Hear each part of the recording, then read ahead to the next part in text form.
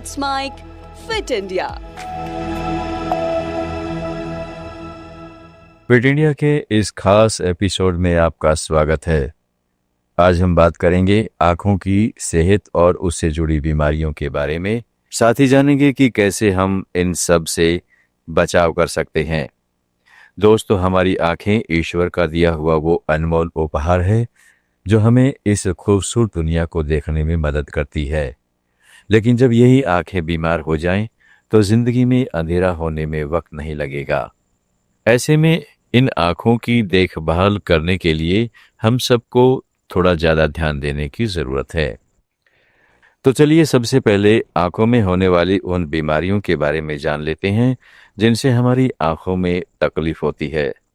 सबसे पहले बात करते हैं एक आम बीमारी की, मोतियाबिंद। ये स्थिति तब होती है जब आँख का प्राकृतिक लेंस धुंधला हो जाता है। नतीजा चीज़ें साफ नहीं दिखती। मोतियाबिंद ज़्यादातर उम्र बढ़ने के साथ होता है, लेकिन मधुमेह या चोट के कारण भी हो सकता है। मोतियाबिंद का उपचार है सर्जरी। इसके जरिए धुंधले लेंस को हटाकर कृत्रिम लेंस लगाया जाता है और व्यक्ति फिर से साफ देख सकता है।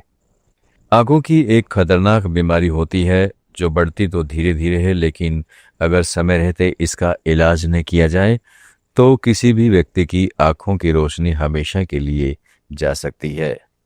इस बीमारी का नाम है ग्लूकोमा यानी काला मोतिया। इसे काला मोतिया इसलिए कहा जाता है क्योंकि यह बीमारी धीरे धीरे आँखों की रोशनी चुपचाप खत्म कर देती है। इसलिए इसे साइलेंट थीफ ऑफ साइट यानी दृष्टि का मूक चोर कहा जाता है। इस बीमारी की सबसे खतरनाक बात यह है कि शुरुआत में इसका कोई लक्षण नहीं होता है। वैसे तो ग्लूकोमा का खतरा हर उम्र में हो सकता है, लेकिन 40 साल की उम्र के बाद इसका खतरा तेजी से बढ़ता है। जैसे जैसे उम्र बढ़ती है, आँखों के अंदर तरल पदार्थ का संतुलन बिगड़ने लगता है, जिससे आई प्रेशर बढ़ सकता है और यही प्रेशर ऑप्टिक नर्व को नुकसान पहुंचाता है। ऐसे में नेत्र विशेषज्ञों का कहना है कि आप समय समय पर अपने आँखों की चेकअप कराते रहें, जिससे आँखों में होने वाली तकलीफ के बारे में पता चल सके।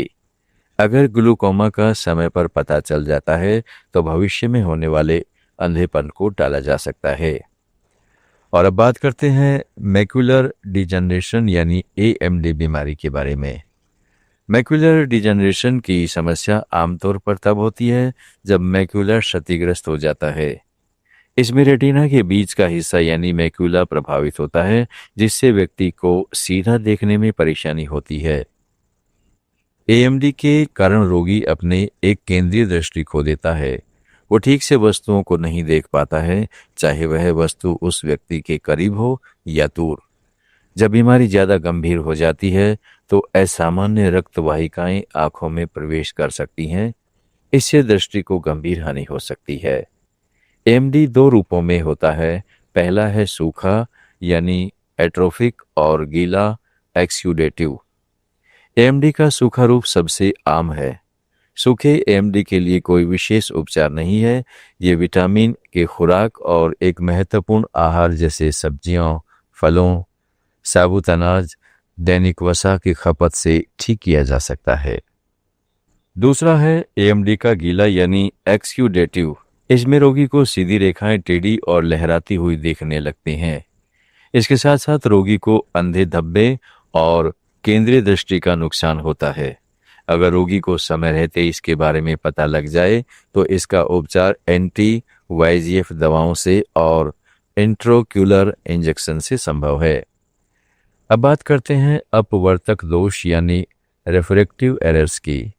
ये वो स्थितियां होती हैं जब हमारी आँख का आकार या लेंस सही तरह से प्रकाश को फोकस नहीं कर पाता है। ये 4 प्रकार के होते हैं। पहला है मायोपिया, जिसे निकट दृष्टि दोष भी कहते हैं। ये एक तरह का रिफ्रैक्टिव एरर है जिसमें पास की चीज साफ नजर आती है लेकिन दूर की चीज धुंधली दिखती है। इसमें रोशनी रेटिना पर फोकस न होकर उसके सामने फोकस करती है। यह खास तौर पर बच्चों और युवाओं में आम है जो घंटों मोबाइल या कंप्यूटर स्क्रीन पर समय बिताते हैं। अब 3 से 4 साल के बच्चों में भी दिखने लगा है। नेत्र विशेषज्ञों का कहना है कि पहले मायोपिया के मामले 14% तक सीमित थे, लेकिन अब यह 25% तक पहुंच चुके हैं। अगर यही रफ्तार रही तो 2050 तक हर दूसरा बच्चा मायोपिया हो सकता है।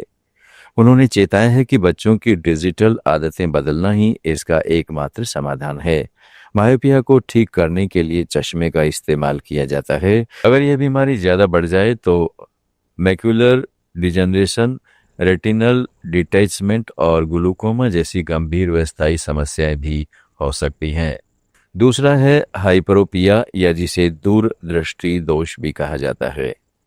यह मायोपिया के एकदम विपरीत है, जहां रोगी पास की वस्तुओं को तो देख सकते हैं लेकिन दूर की वस्तुओं को नहीं देख सकते। यह ज्यादातर बुजुर्गों में पाई जाती है। हालांकि यह समस्या बच्चे के जन्म से भी देखी जा सकती है। जिन बच्चों को हल्की से मध्यम दूरदर्शिता की समस्या होती है, वो चश्मा और कॉन्टैक्ट लेंस दृष्टि के सुधार में मदद कर सकते हैं या फिर सर्जरी से भी दृष्टि को साफ कर सकते हैं। तीसरा है एस्टिग्मेटिज्म। ये आंखों को प्रभावित करने वाली एक गंभीर बीमारी है। आंखों में मौजूद लेंस और कार्निया गोल होते हैं, लेकिन जब यह दोनों किसी कारण अपने रूप में कम या ज्यादा गोल हो जाते हैं तो आंखों में आने वाली रोशनी रेटिना पर पूर्ण रूप से केंद्रित नहीं हो पाती है, जिसके कारण मरीज को नजदीक या दूर की चीजें धुंधली दिखाई पड़ती हैं। अधिकतर मामलों में एस्टिग्मेटिज्म बच्चों में पाया जाता है, हालांकि यह वयस्कों में भी धीरे धीरे विकास कर सकता है। एस्टिग्मेटिज्म का इलाज करने के लिए नेत्र रोग विशेषज्ञ चश्मा या कॉन्टैक्ट लेंस के इस्तेमाल का सुझाव दे सकते हैं। इसके दो प्रकार हैं। पहला है कॉर्नियल दृष्टि वैषम्य, और ये तब होता है जब आपका कार्निया खराब हो जाता है, और दूसरा है लेंटिकुलर एस्टिग्मेटिज्म, और ये समस्या तब होती है जब आपका लेंस खराब हो जाता है। आमतौर पर एस्टिग्मेटिज्म का इलाज करने के लिए नेत्र रोग विशेषज्ञ चश्मा या कॉन्टैक्ट लेंस के इस्तेमाल का सुझाव देते हैं। चौथा है प्रेसाबायोपिया, जिसमें उम्र के साथ पास की चीजें पढ़ने में दिक्कत होती है। आमतौर पर 40 की उम्र के बाद होता है। 40 साल से ज्यादा उम्र के लोगों के लिए रेगुलर लेंस वाले चश्मे प्रेसबायोपिया के लिए सबसे कॉमन सॉल्यूशन है। अगर आप चश्मा या लेंस नहीं पहनना चाहते हैं तो कई सर्जिकल ऑप्शंस भी उपलब्ध हैं। और अब बात करते हैं आंखों की एक ऐसी गंभीर बीमारी की जिसे रतौंधी या नाइट ब्लाइंडनेस कहा जाता है, जिसमें रात के समय कम रोशनी में लोगों को कम दिखाई देता है। रेटिना की कोई बीमारी नहीं बल्कि दृष्टि दोष है। रतौंधी विटामिन ए की कमी के कारण होता है, जिसे ठीक किया जा सकता है, लेकिन कुछ मामलों में रोगी पूरे तरीके से आंखों की रोशनी खो देता है। अगर आपको देखने में दिक्कत आ रही है तो तुरंत अपने डॉक्टर को दिखाएं। अब बात करते हैं डायबिटीज रेटिनोपैथी, जो डायबिटीज के मरीजों के लिए एक बड़ी चिंता होती है। यह तब होती है जब ब्लड शुगर के असंतुलन से रेटिना की छोटी छोटी रक्त नालिकाएं कमजोर होकर लीक करने लगती हैं। इससे धीरे धीरे दृष्टि पर असर पड़ता है। ऐसे में मधुमेह के रोगियों को साल में कम से कम एक बार आंखों की जांच जरूर करानी चाहिए। आंखों में बीमारियों की लिस्ट में सूखी आंखें यानी ड्राई आईज और कंजक्टिवाइटिस यानी गुलाबी आंख का भी जिक्र होता है। अगर आपकी आंखों में जलन, खुजली या भारीपन महसूस होता है तो हो सकता है आपकी आंखें पर्याप्त आंसू नहीं बना पा रही हों। ये सब लंबे समय तक स्क्रीन देखना या एयर कंडीशनर वाले कमरे में रहना इसका कारण हो सकता है। वहीं कंजक्टिवाइटिस संक्रमण या एलर्जी के कारण होता है, जिसमें आंखें लाल हो जाती हैं, उनसे पानी निकलता है, जिससे आंखों में संक्रमण फैल जाता है। इसलिए ऐसे में आंखों को छूने से बचें और सफाई रखें। तो दोस्तों, हमारी आंखें वो आईना है जिनमें जिंदगी का हर रंग झलकता है। ऐसे में इनकी देखभाल हमारी सबसे पहली जिम्मेदारी है।